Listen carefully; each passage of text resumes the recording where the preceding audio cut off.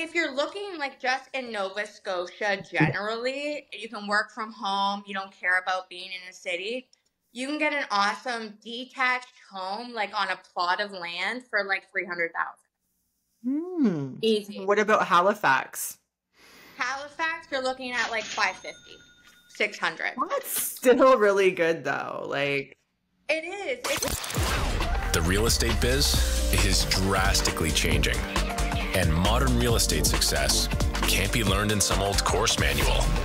This is everything they never told you about real estate, where industry leaders expose secrets to success, contemporary lead generation, and how to dominate social media. All moderated by your host, the real estate goat and queen of social media, Carrie Sauvé. welcome. I am your host, Carrie, and I have a very special guest on today. Her name is Taylor Shields, and she is a realtor with Remax Nova, which is based in Halifax, Nova Scotia. And I'm really excited to have you on, Taylor, even though we just went through 45 minutes of technological difficulties. That was interesting.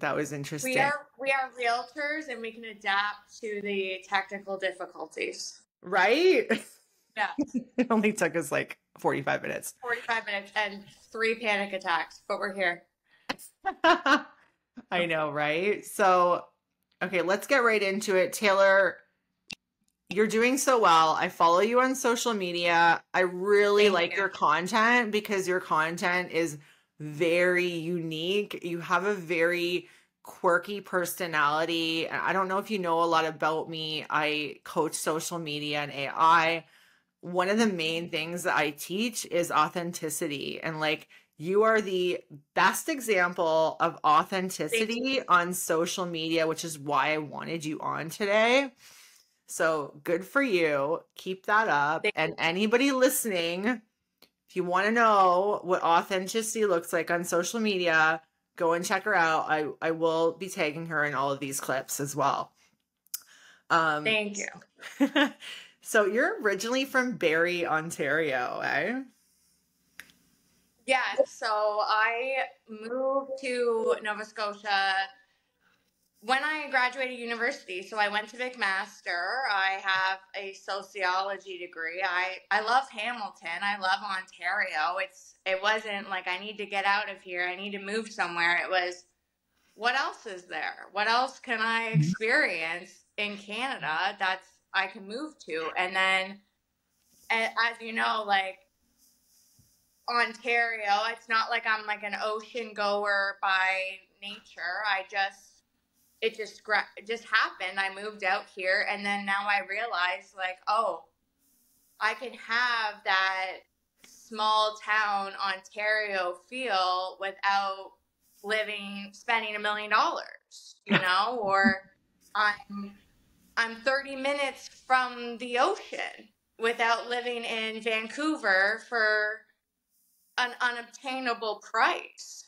Yeah, absolutely. So it's very kind of, I moved here for, I think it was only going to be 1 year just to see what it was like. And then now I'm here and I'm like, oh my gosh, why would I move away?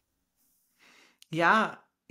So we're going to get into more about actual Halifax and Nova Scotia a little bit later. But how long have you been licensed, Taylor? So I got my license in October 2019. So I kind of was at the beginning, before COVID happened. I was a realtor for like 5 months, 6 months, still had my bartending job. And then COVID happened. And I remember my last shift was before St. Patrick's Day when the bars were like, nuh-uh, locked down in Nova Scotia. We had our Atlantic bubble, and we were Nova Scotia and PEI, Newfoundland, New Brunswick was so shut down, and we had very low cases of COVID because of that. But I lost my primary source of income 4 months into getting my real estate license. And as you know, I think the typical realtor doesn't sell their first house for like 6 months or 4 to 6 months, something like that. If you're lucky, you're set up and you get it right away. That's great. But it was a hard choice. It's like, okay, I don't have a choice right now. I go on SERP and whip is cracked. I become a realtor, or I sit around on SERP for X amount of months and not know what happens.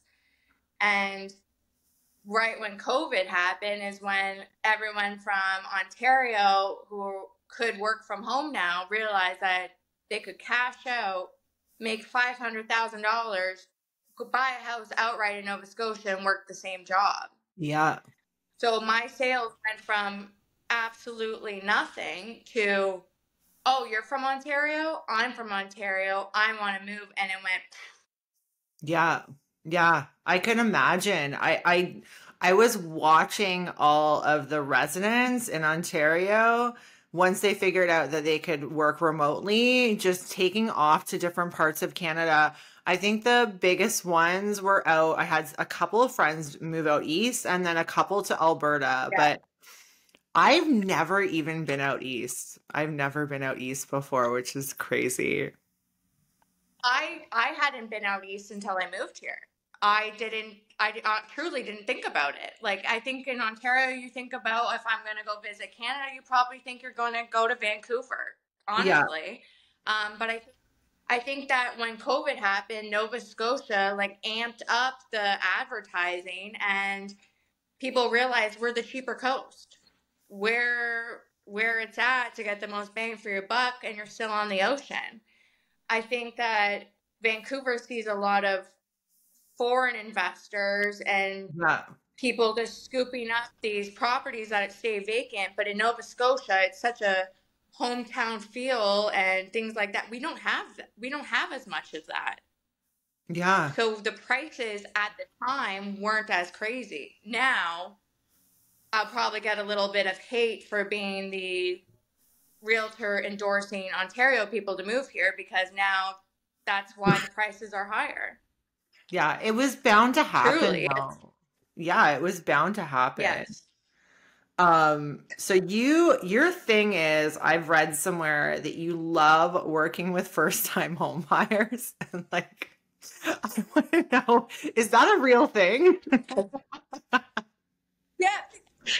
I just think it's so much more fun to be able to enter in on the same like level of this is like a daunting, the world is a little weird right now. How do we navigate this? And I think of like, if I do something with, like, I'm setting up a business account with a bank, or I'm setting up anything, truly, I'm hiring a contractor, I'm hiring someone, I want that person to make me feel like I'm doing something good. So when I think get a first-time home buyer, I want to show them that like this is like a fun, cool learning experience for everyone, and that we can do this together. Whereas when I find you have a more experienced buyer, they got their aunt's a realtor, their cousin's a realtor, their friends bought 4 houses and has their input on it. Mm-hmm. Whereas I can really go through it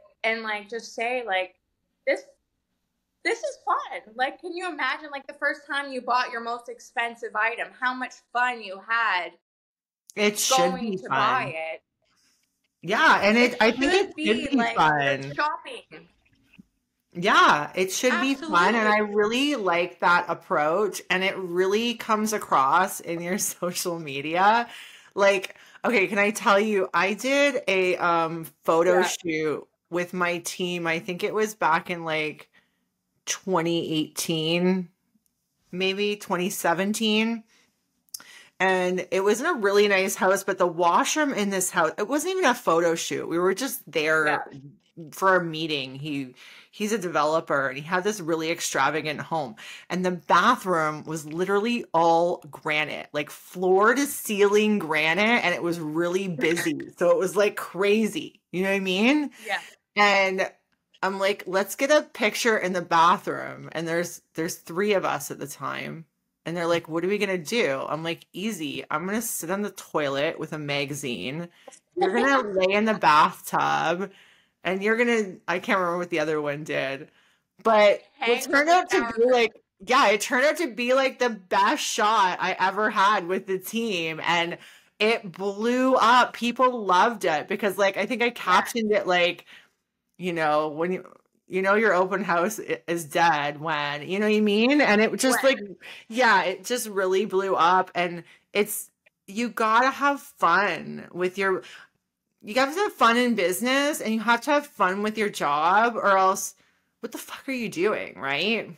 Well, like, I think it's a general consensus that we're all sick of the showy realtor that makes $1 million. We're sick of it. Like, your ego it's almost like, okay, I'm finally approved. I've been saving up my whole life for this and it's an awesome experience. But then I have my showy realtor who all I see is literally bragging on Instagram, let's be honest, show up in his Maserati. Am I going to feel intimidated? Probably. I've never thought about that before. Yeah, like I try to make it a welcoming experience. Like it's easy to say when you go through a house and, oh, it's a 30-year-old furnace. That sucks. I can't afford that. But then you have your realtor show up in a Range Rover. You might feel a little inclined to not express like, hey, like I'm concerned. Yeah. That's so true. You know, so like that's why I kind of just make it as if, like, I get Instagram, but I also want it to be like, we're real people. We're humans. Like, we have other things going on besides being a real estate agent. It's not, we're not always on the up and up, right? I know. I feel like on social media, people show you the very small percentage of their life that is perfect. And it's like the tip of the iceberg. And you have no idea what's underneath the surface, like underneath the water. And it could be a complete shit show down there. And it's what people want to put out there. And not every day is going to be Christmas. Like, it's going to be Christmas every day. You're going to have rough days as a realtor. And okay, I got a question for you. Yeah. What was the longest you've worked for? Because you work with buyers. You love first-time home buyers. I work with buyers, but I choose not to when I can. Yeah. But yeah. So what is the longest that you've worked with a buyer for? What's the longest time period that you've worked with a buyer? 2 years. Shit, eh? Yeah, but I'm also, I don't know. I just know they're going to come back, you know? I've had, I guess I had 2 buyers when I first started out. So it would have been, I guess, the summer of 2020 who we had accepted offers. We had all this, and it was a time in the market where it was just the kind of beginning of COVID. So they didn't know, like, as a buyer, you don't terminate. That's your best shot ever in 2020 summer. And then they thought, okay, the market's going to change. And now it's 2023, the market, they never saw a decline, and now they're back. They've stayed with me on social media, I guess, but I've only, I guess, lost maybe like 1 buyer because we didn't see eye to eye on the market, which happens. Not everyone works together, but I'll pretty well stick with it forever. I kind of think, I don't know. I make the time. I don't have children. I don't have any other obligations. So like compared to another realtor who has I guess a family commitment, can't be driving all around, especially in Nova Scotia. Your first time buyers look upwards to like 2.5 hours outside the city. So it's not like, oh, you're in Ontario, you got just Hamilton, or even that is a pain in the ass driving around in traffic. It's same distance, right? I'm shooting straight down the highway for an hour, but you're driving in town for an hour. So what's the difference? Exactly. Yeah. So it's just, I don't know. I'll wait for that paycheck. I really don't care, you know? Like, it's, if I don't wait with them, someone else is going to wait with them. Yeah. And I want to show them that they're not a paycheck to me. I'm happy if they get a house, you know? Yeah. I love your enthusiasm and I really like your attitude about all of this. This is really good because now you've been in real estate. So 19, 20, 20. So like 5 years, right?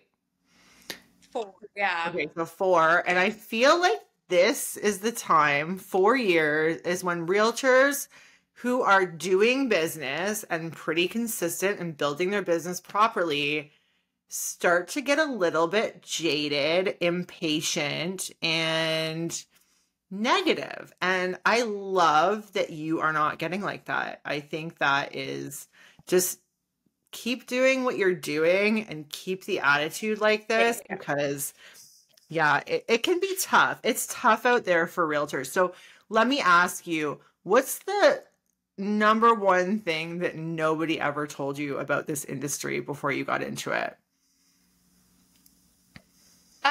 I think it was that you can be whoever you want to be. I think when I started this, I had a lot of stigma. Like, you're too young. You don't even own a house yourself. Yeah. So how the hell are you going to sell out? My Instagram, it was, you have to go and delete this. You have to do X, Y, and Z. And I think I pretty well did the exact opposite. I did what I thought I was looking for. And, I think at the time when I got into it, it was a good time. I think not a lot of new realtors now saw the COVID crazy and truthfully probably do think it's an easy job because I'm very positive. I act like it's fun and it's a good thing to do, but behind the scenes, obviously both you and I are probably pulling our hair out every other day on our laptops 24 hours a day, which people don't see. They see like, it's fun. You get to go through people's houses, but it's not. I think it's not. It's if you're determined to not be discouraged by lulls. If you can get through a lull, you can get through it. And I think I've had people like now they're in their second year from last year. They did 100,000 last year in their first year. My first year I did like 60,000 and I thought I crushed it. They're doing 100 in their first year. I think that's amazing. Mm-hmm. And now they're not busy and they're quitting. Yeah. Yeah. So and it's like, go ahead. No, it's just like you gotta stick with it, right? It's like you just understand that if people can't afford a house, that's the time also you need to be saving too as a realtor. Exactly. And I feel like you're right. Realtors get into this business. I'm trying to have the light not hit me. Realtors get into this business because they see what we're all putting out there for everybody to see. They're not seeing how hard it actually is. The majority of realtors, some of the biggest realtors in our industry made like $700 or like $5,000 their first year. Like that, like it was a nightmare their first year. And now you have the realtors getting into the business during COVID. And let's be honest, what happened during COVID, it was free to borrow money. So when it's free to borrow money, that moves everybody's timeline up, right? So if they were going to make a shift or a change in homes in the next 3 years, they're now going to do it now while it's free to borrow money. So their SOI that should have spanned out over the next 10 years all bought houses in their first year. And they think they're like, oh, yeah, this is easy. I'm going to make $1 million. And all of a sudden, after COVID, they think they're failures and they get really discouraged. And it's like, no, you just never built your business. You know what I mean? So, exactly. Because those people they're not going to repurchase for 5 years, let's say 3 to 5 years. Yeah. So that whole time you should have been building your sphere of influence, like you're saying. You simply didn't, because you were simply too busy working with the people buying right then and there. Absolutely. You don't have it. Yeah. And then I see like a lot of new realtors, the main thing they're doing is just making a logo, making a color scheme, making a logo, and just the photos about like, girl, there's a little more to it. Yeah, girl, if I knew what I know now back then, I probably would have waited like 5 years to even build branding and a logo, because it doesn't matter. Yeah. You know what I mean? Like, it does matter, but like what's really important when you first start is figuring out what you need to do every day to generate business. That's what you really need to figure out. So like that brings me, so like, what do you do for prospecting? Like, what does your prospecting look like? Well, at the beginning, it was like truly 100% social media. It pretty well still is. I get most of my business from Instagram. I just had my last 2 transactions were from Ontario, from a realtor who follows me on Instagram, referred me a buyer who wants to buy an investment property, Airbnb in Nova Scotia. Got that. Another person was just like just obscure online lead from Ontario, and I call him up. Hey, I know exactly where you live, and we connect like that. But truthfully, it's Instagram. Someone messaging me and say like, you know what, I actually feel comfortable talking to you. And I guess now when you reach the 4 years, it's just repeat referrals at this point. But I guess at the beginning, when you have nothing going for you and you have no money, you have no extras, the most free thing you can do is Instagram. Right. You know? Thank you. And did you know that there's actual realtors out there still that don't think that you can get business from social media? And they tell me that, and or I'm don't just think like, it's necessary. And I'm just like, I run 95% of my business on social media. Like, you don't know what you're talking about. Like, you don't know what you're missing. And I'm not knocking any of the other prospecting methods. You know, door knocking, I liked it the one time I did it, but it's very time consuming. It took me, everybody loved me when I knocked on their doors. So I had to go in their house and I'd spend like half hour in there talking to them. And at the end of the day, I've hit 6 houses. Like, how great is that? You know, use of your time. I said that to a new agent in the bullpen yesterday. I said, think about it. There's, let's say, 7 houses in a cul-de-sac. It takes you an hour and a half to hit those 7 houses. In that hour and a half, I would have spent 5 minutes on Instagram, and my Instagram has 27,000 people that view it a month. So your time in is 5 minutes for your hour and a half, and I'm reaching way more than you can reach. I know. By doing that door. I understand it. I get the old school mentality of connecting with your community, but I connect with my community by volunteering, by not harassing them at their place that they live. Like, I personally don't want someone knocking on my door. Do you? No. I'd be like, get the hell out of here. I have 2 giant dogs. If I see people coming, I'm like, please God, do not ring my doorbell, like, or else it's just going to be utter chaos. Like grabbing them. The baby's napping. Grandma's eating her lunch. Leave them alone. Unless I'm doing a community event and I'm inviting them to my open house, or I'm inviting them to something, I just don't like the solicitation. And I know it works for people, and people will argue, hey, I get listings from it, and that's great. Yeah. You're 70.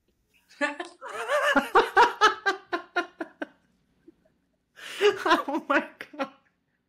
You make me laugh. This is great. Yeah. This is so much fun. This is what I needed. Oh my I don't goodness. like it. I hate it.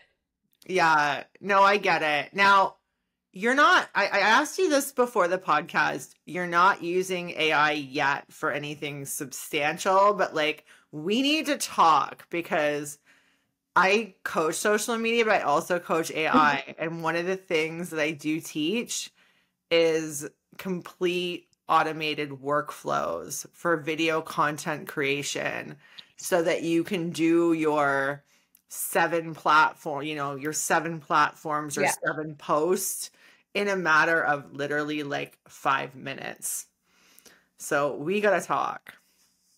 Yeah, so I've only used Chat GBT twice to write a write-up, and to be honest, the write-up sounded like I was a novelist. It was amazing.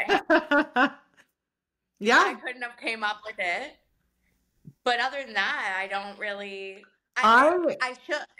I really like the using AI for the listing descriptions, especially in neighborhoods that I'm not from. So like I could be familiar with the neighborhood, but like I don't know its history. I don't know like the features of the neighborhood.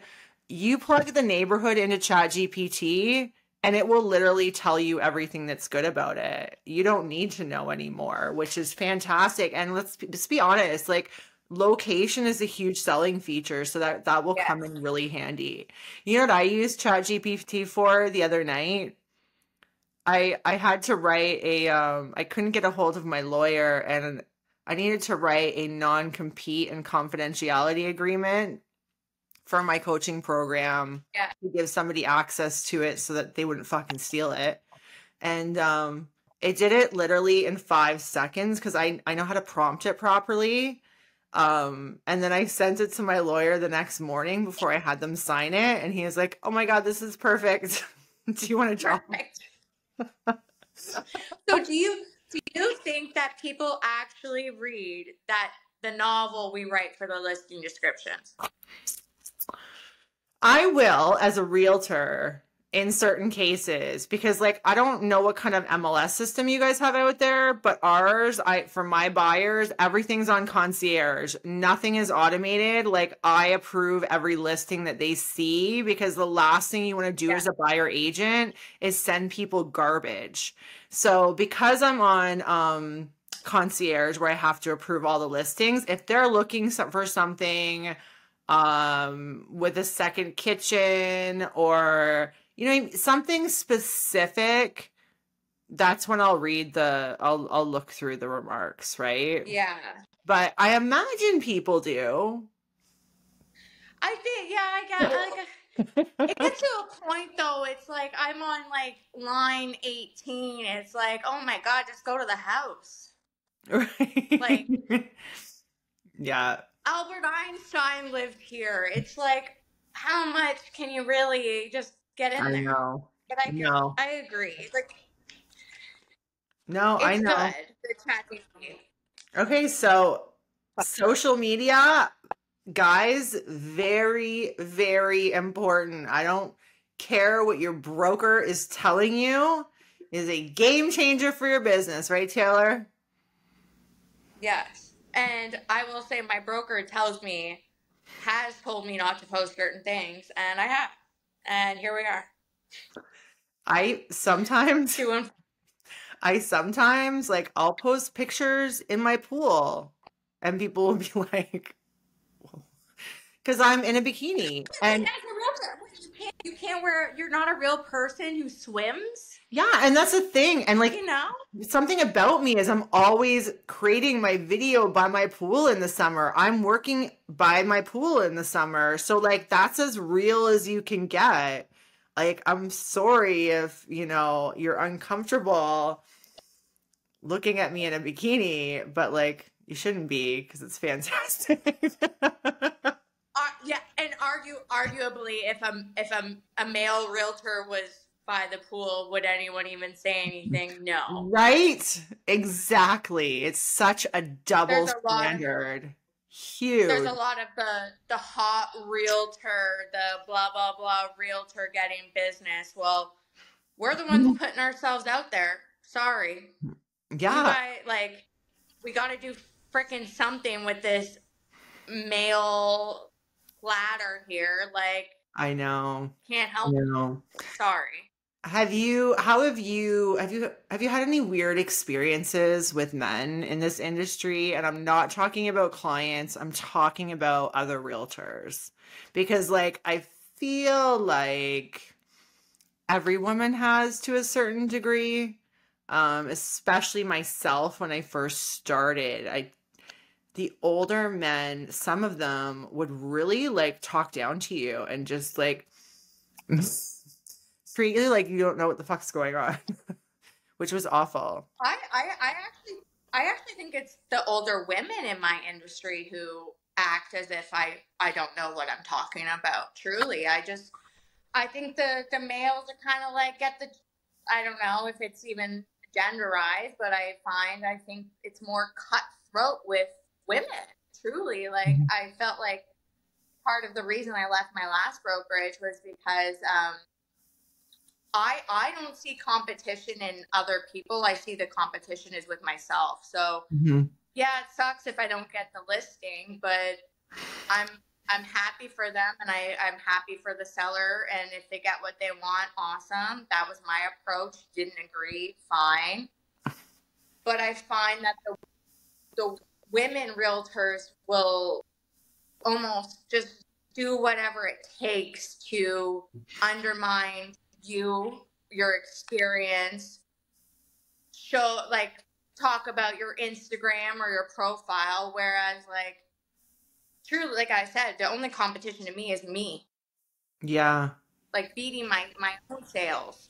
I don't care what you do. Well, yeah. I do, of course. But like, what can you do, truly? So like, men can be creeps, and you have to protect yourself, especially with buyers you've never met. You have to be safe. Yeah. What you really have to protect yourself against is other realtors, like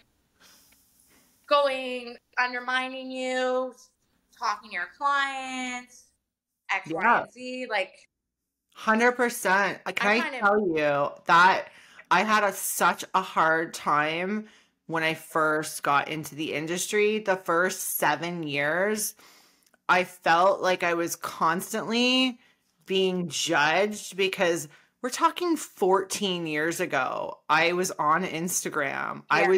I've been using social media as prospecting my entire career. Yeah. That's why I have so many followers now, right? And that's why my whole business runs on it. But it was more cliquey, the brokerage that I was with, and more competitive. And there was so much hate and negativity towards me. Yes. By people in my same office. Like, forget about other offices. And it got a little better the older that I got, but not by that much.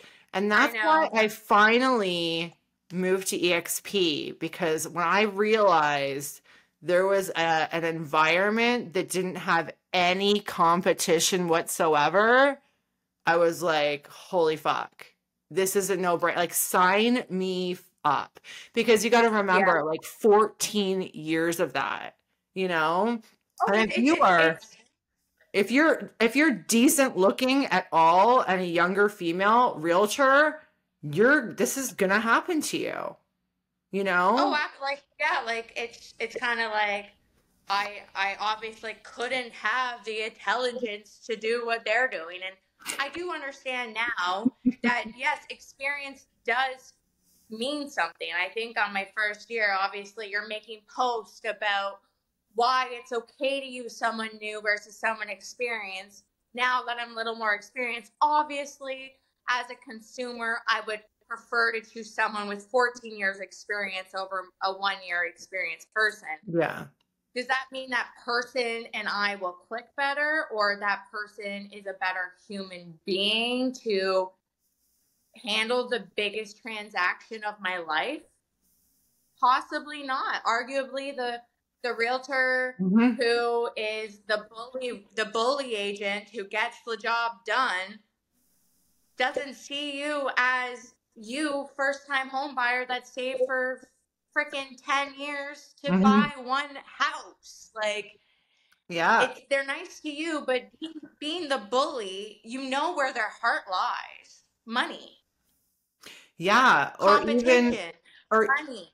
or even they're like they've turned cynical and jaded after so many years, and they don't even enjoy the process anymore. That's why I had a team, and I preferred new agents. Yes, it was a lot of work molding them, teaching them, mentoring them. But guess what? They were freaking hungry and they were willing to work and do what it took. The agents that had like 5 to 7, 8 years experience were joining my team after being an independent agent because they didn't want to fucking work anymore. Yes. So really, I feel like in terms of hiring other realtors, I would definitely, I'm pro new realtor. Like I'm definitely, because they have no bad habits. They're not exhausted from the market. They do it by the book. Everything's by the book. They're not calling around. They're not being dicks. Like it is what it is. Yeah. Yeah. 100%. I love it. Yeah, no, I agree. It's not some industry where I feel like, on International Women's Day, I see women realtor posts like, Happy International Women's Day. I said, I actually think we work in like the least supportive industry probably out there. Like I don't see other women realtors like, yeah, like we pump up, like we love Kathleen Black, like we love those women, but you probably didn't love her when you were working with her for when she first started out. Yeah. You know what I mean? 100%. 100%. I love that. Okay, so let's talk a little bit about Nova Scotia. So give me an idea, because I'm not familiar. What is the base price for a detached? Like what can somebody buy their first home at? What price point? So, like, if you're looking, like, just in Nova Scotia generally, you can work from home, you don't care about being in a city, you can get an awesome detached home, like, on a plot of land for, like, $300,000. Easy. What about Halifax? Halifax, you're looking at, like, $550, $600. That's still really good, though. Like, It is. So I think what happened was when COVID hit, Nova Scotia was at like under 1 million. We didn't have 1 million population in the whole province. And then from once COVID hit 2021 to 2022, we saw an increase of like 28,000 people and brought us to 1 million. And out of those 28,000 people, 20,000 moved to Halifax. So Halifax started off with that 350 price point, and everyone was like first time buyers had a chance. Yeah. In all these Ontario, sorry, God love you. I'm one too. Moved here. And those 20,000 people, we were already in a seller's market with no inventory, needed homes, and they had the money.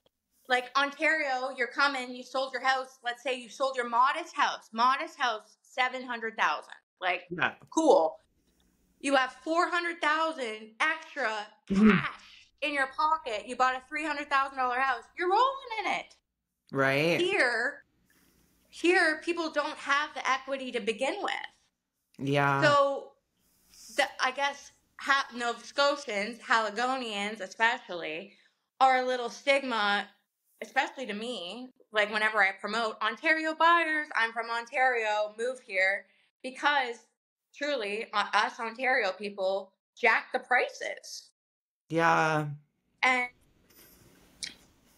it's just, we increased by 20,000 people in 1 year.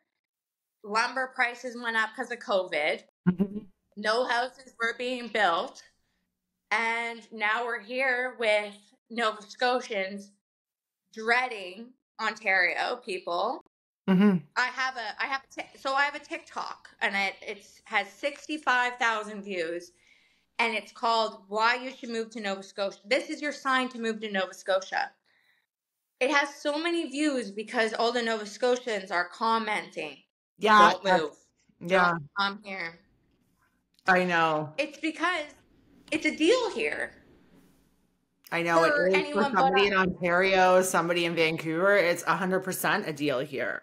So, okay.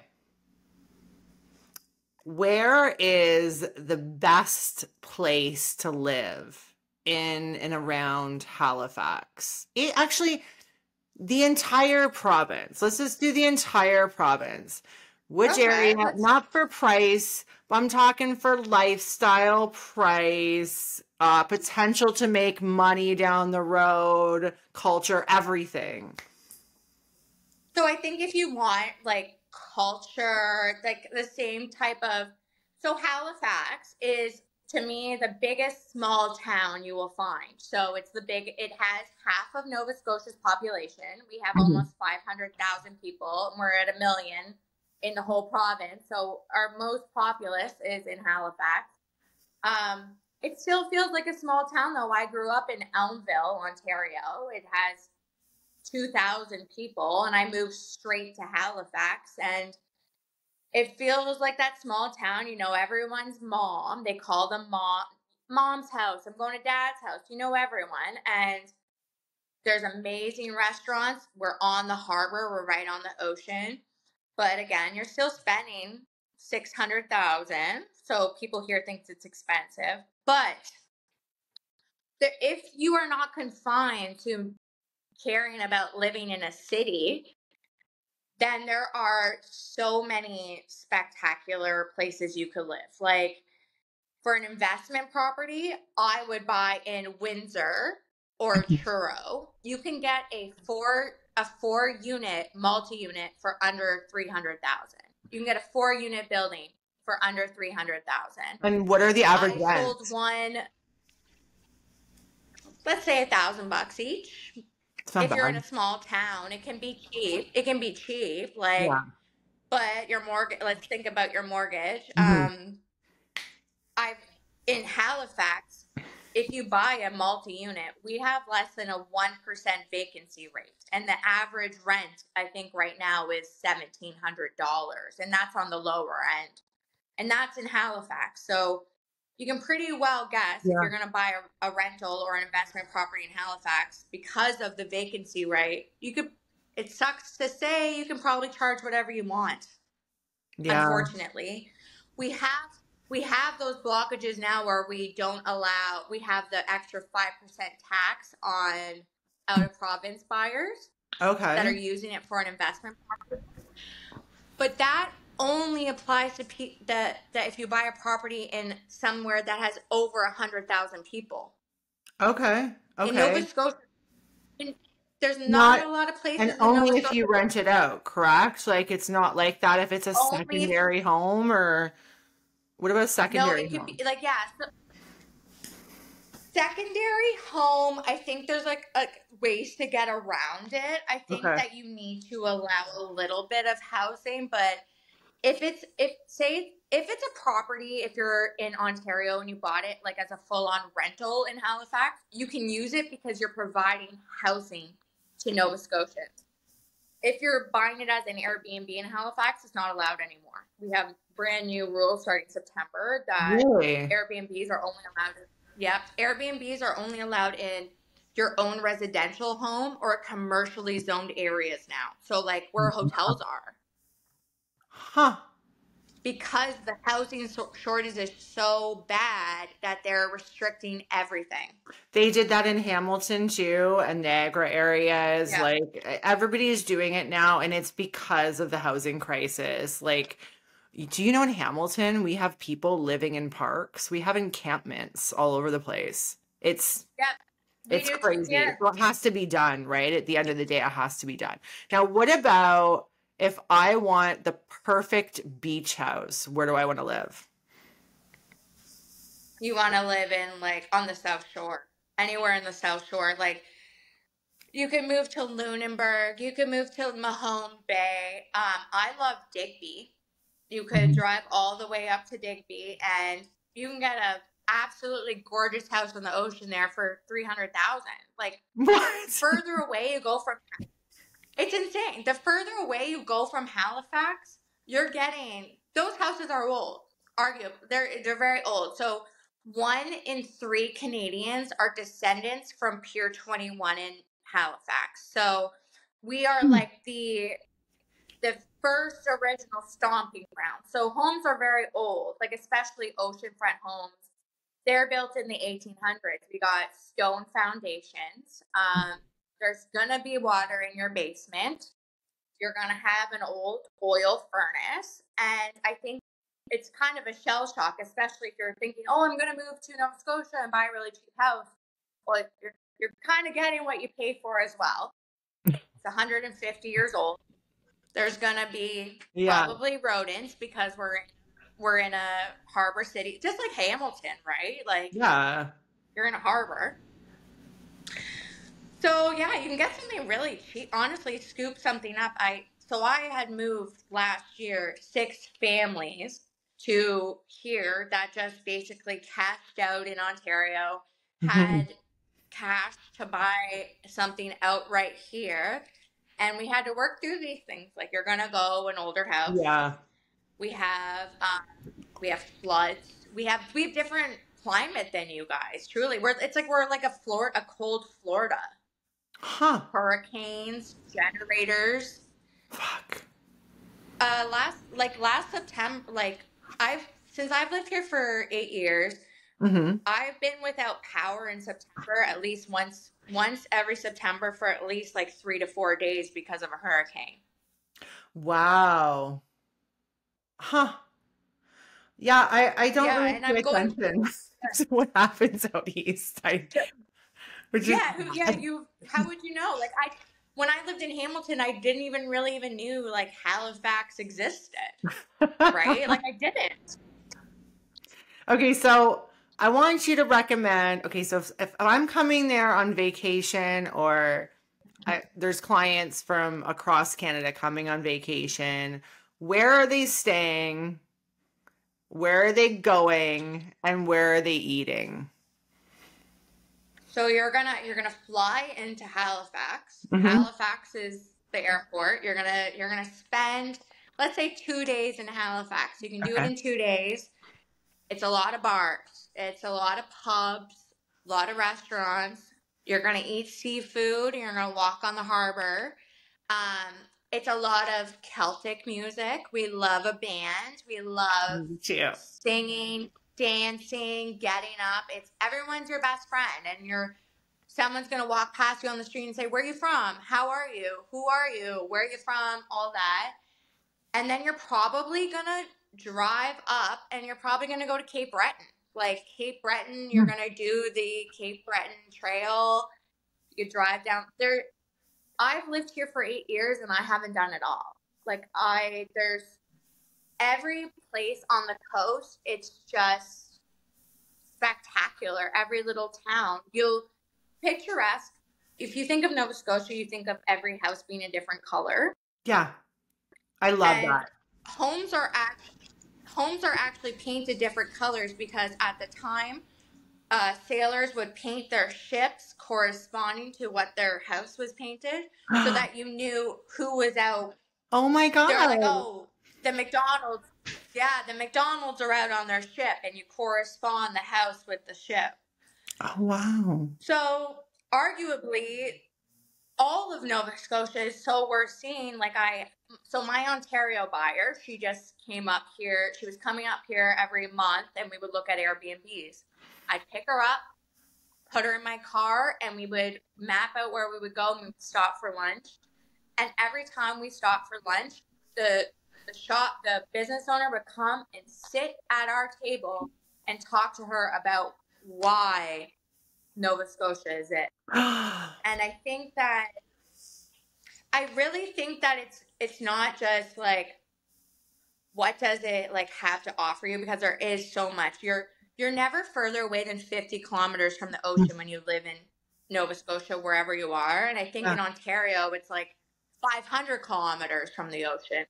Yeah. So you could drop anywhere and go absolutely anywhere and have an experience. You could go on a boat. You could go in the like see whales. Like there's just so much. Oh my God, Taylor. Cheaply you're making me want to come visit, and I'm afraid I won't leave. I'm coming to visit you. This is what's going to happen. I'm doing a working trip to Nova Scotia, and we're going to hang out for 2 days. Okay. I want to come. Like, well, we have, you should be doing. He is getting bigger here. Yeah, 100%. Like there's people that I can go see out there as well. Right. But like, I love your energy. I feel like, thank you. Yeah. I just feel like if you were to add more content about actual Nova Scotia and what it has to offer outside of real estate, you would fucking destroy social media for the entire province, because your energy, your knowledge as a realtor, and then like your passion about this province is like, you make me want to come visit there. And I've never had a desire to go out east before. I hadn't even been out here until I moved here. I didn't even go once, and I just packed all of my stuff and moved here, and I was like, okay, hope for the best. And people here, it's like, you know, when you walk down like I felt when I first moved here, everyone was talking at. Like you walk down the road in Hamilton, and why are you talking to me? You know what I mean? Like you gotta be cautious. You gotta kind of like protect your own. And then when I first moved here and people would stop you on the sidewalk, I was like, leave me. But then, you know, I'm like, what? Why are you in my business? And then now I'm realizing like, oh, it's like people want to share with you, although they have they're a little crusty about the home prices.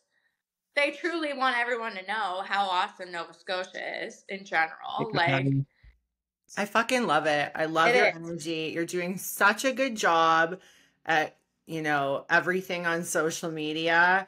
And you just convinced me to come visit. So if anybody that is listening is curious about Nova Scotia or Halifax, follow Taylor Shields. She's fantastic. I promise it will not, her social media will not fucking bore you. You will be entertained. And Taylor, thank you so much for coming on today. Thank you, Carrie. It was so much fun.